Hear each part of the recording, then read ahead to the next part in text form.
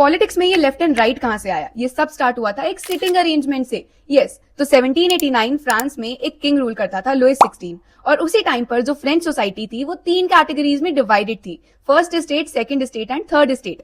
First state में आते थे सारे चर्च वाले लोग, that is the clergy. Second state में सारे किंग्स, नोबल्स, ये सब एग्जिस्ट करते थे।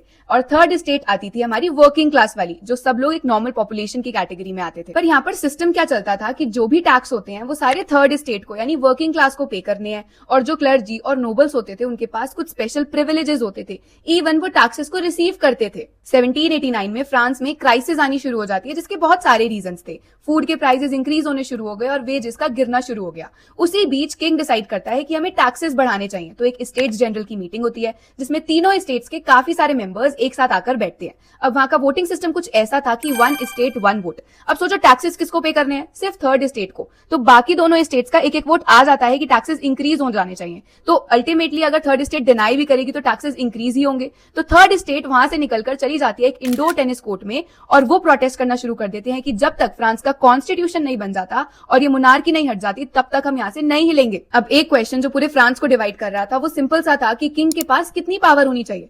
अब जो पॉलिटिशियंस ये कहते थे कि ओल्ड सिस्टम को प्रिजर्व करना चाहिए और किंग की पावर को प्रोटेक्ट करना चाहिए, वो राइट में जाकर बैठ गए, और जो कहते थे कि इक्वालिटी होनी चाहिए और मोनार्क की पावर को लिमिट करना चाहिए, वो लेफ्ट में जाकर बैठ गए। अभी तक राइट विंग और लेफ्ट विंग एग्जिस्ट नहीं करता। इट स्टार्टेड विद न्यूज़पेपर्स ने ये नहीं बोला कि the one sitting on the left और the one sitting on the right, they started calling them the left and the right, और यहीं से एक सिटिंग अरेंजमेंट से लेफ्ट विंग और राइट विंग जैसी पॉलिटिकल आइडियोलॉजीज स्टार्ट हो गई। आज हर कंट्री में लेफ्ट और राइट विंग की आइडियोलॉजीज डिफरेंट हो सकती हैं, उनका मीनिंग और कॉन्टेक्स्ट भी अलग हो सकता है, लेकिन इनकी स्टार्टिंग एक ही जगह से हुई थी, वो था फ्रेंच रिवॉल्यूशन के टाइम पर सिटिंग अरेंजमेंट।